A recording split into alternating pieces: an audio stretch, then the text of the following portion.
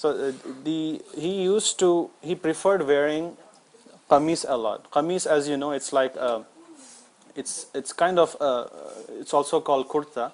It's like a small shirt. You wear it on the top, and it is not that long that it reaches down, but it reaches until your knee or maybe a little bit higher. It's a different length, but it is something that you wear on the top.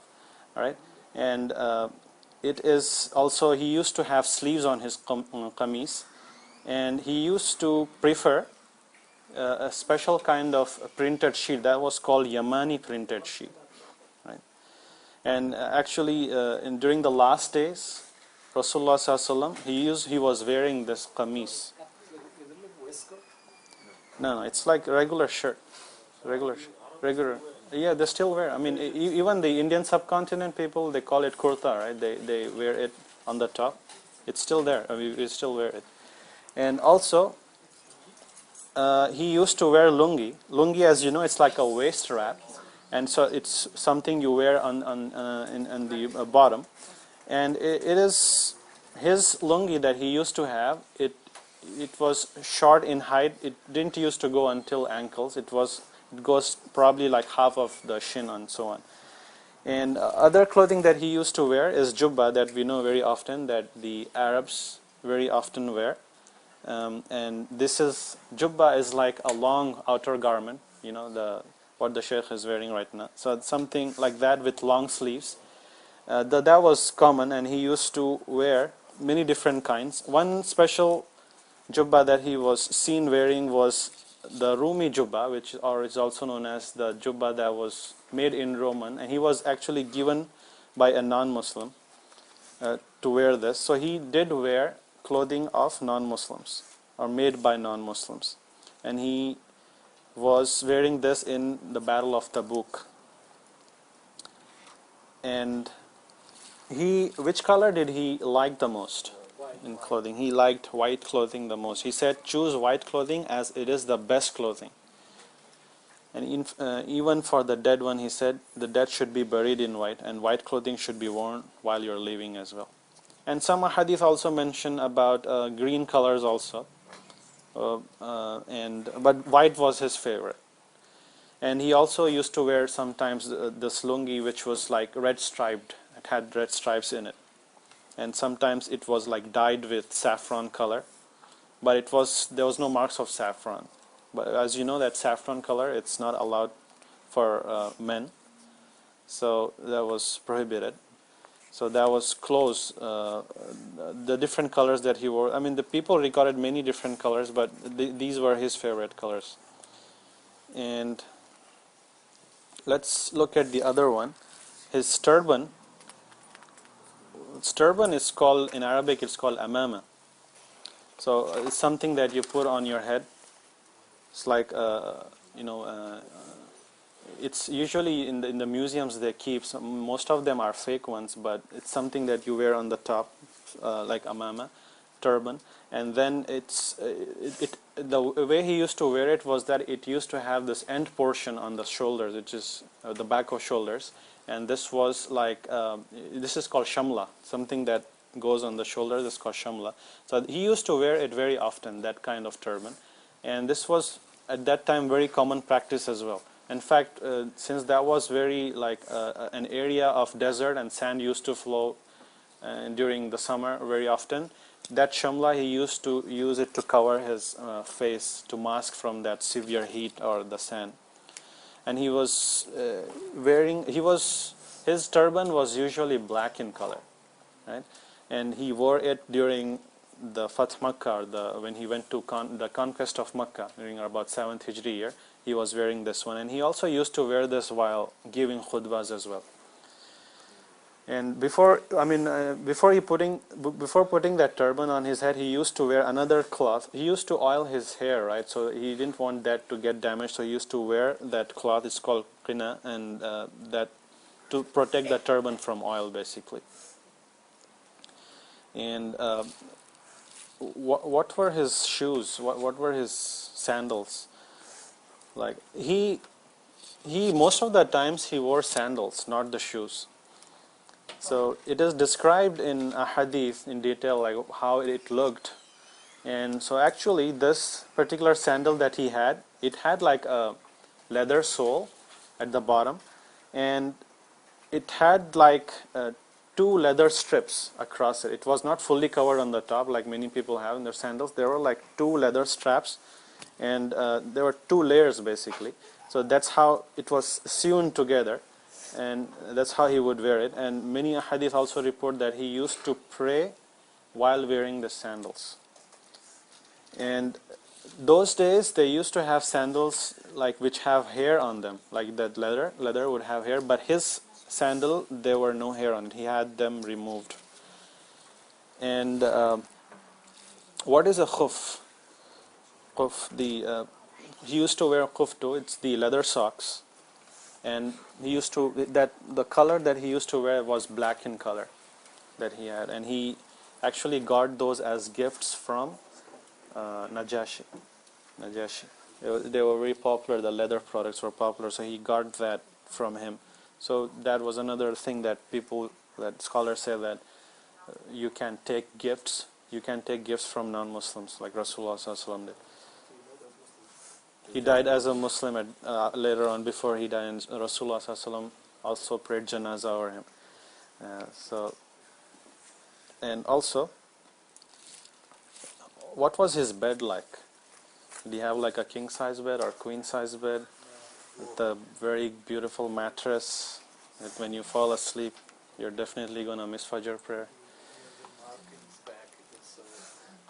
SubhanAllah, it's more like his bed was more like a mat, and it was made of palm leaves basically, and it's like a canvas which is like folded into two. Like you fold it into two, and some other narrations said it was of leather also, and filled with the coir of palm trees, like husk you have. You know that palm trees have that husk, like just like coconut. You just fill it up. That's how his leather bed would like. But most of the hadith said that it was like a mat made of palm leaves. So one time, what happened? His wife, I don't know who she was, but Rasulullah ﷺ, when he was before sleeping, she made that canvas, instead of two, she made like four. She just put one over the other and made it into four. And Rasulullah ﷺ told her, leave it in its original form. That is two folds, not four folds. Why? Because its softness deprived me of my prayers at night. Its softness deprived me of my prayers at night.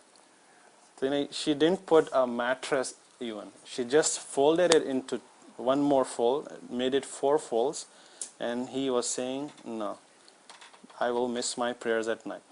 And it is said that it was probably like 1 inch or 2 inches max, not more than that. It was hard also. So that's how his life was. Very simple. Even though he could have bought so many things, like he got so much war booty, he had so much wealth, but he didn't live that life. And we'll see, inshallah, how his general lifestyle was later on. This is actually the ring of Rasulullah sallallahu alaihi wasallam. This is how it looked, close to this. And why did he have a ring?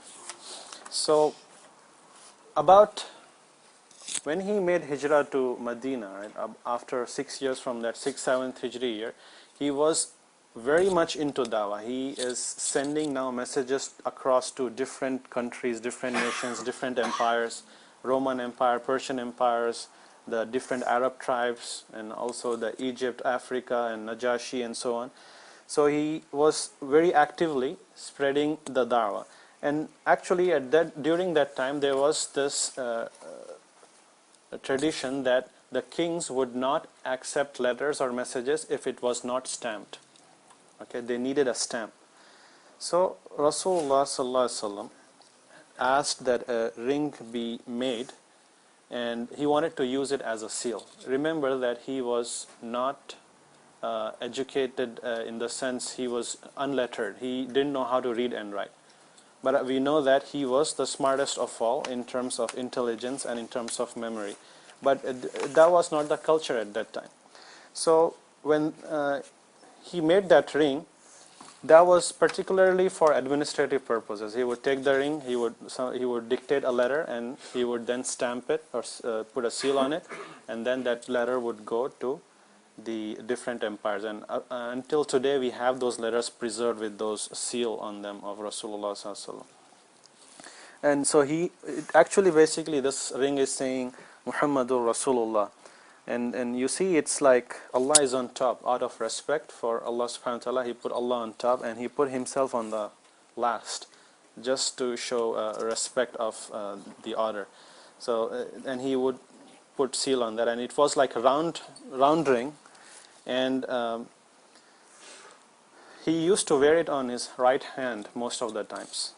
And the way he used to wear it is that this part, Rasulullah sallallahu alaihi wasallam, that would be facing his palm basically, not the other way around that we usually wear. It's not on the top of his finger, but it would face towards the palm. That's how he used to wear it. The top portion facing the palm. And when he would go to bathroom, what did he used to do? He used to take it out. Why? Because it has the word Allah in it. So that's improper, disrespectful. You cannot do that. Cannot take. If anything has Allah name written on it, you cannot take it to bathroom. And actually it's also said that during very early times he used to have a ring made of gold, but he threw it later on because Allah subhanahu wa ta'ala told him, revealed to him that gold is haram for men. That's why he stopped wearing them. But it is halal for women and encouraged for women. This is made by silver or metal? This is made of silver. His ring was particularly made of silver. Yeah, we know that for sure. And what happened when he passed away? Who kept the ring? When he passed away, the Khalifa at that time took possession of it. That was Abu Bakr radiallahu anhu. He kept with him, and when he passed away, Umar radiallahu anhu kept, and finally it went into the hands of the third caliph, Uthman radiallahu anhu. And though it was under his possession, that would be taken care by the Sahabi called Mu'ayqib. And what happened once upon a time, they were probably going somewhere. Uthman radiallahu anhu wanted to give that ring to Mu'ayqib, or some conversation was happening, and that ring fell into a well. It's called Well of Aris. And after it fell, they couldn't really recover it. It was gone. It was lost. And that's it. After that, after 6 years of caliphate of Uthman radiallahu anhu, that was completely lost. So we still do not have it. We just have the inscription of it based on the letter. So people just tried to make it out like how it would have looked if we had it. So this is close to it. And so, but the thing here is that the scholar said that this was mainly used as a stamp. It was not his habit to wear a ring. He did not wear it all the time. It was only for administrative purposes. But it is halal. It's okay to wear a ring as long as it is not gold. As long as it is not gold, it is okay to wear a ring. And we also have record of his swords. How many swords did he have? He had about 9 swords that he used to use in the battles.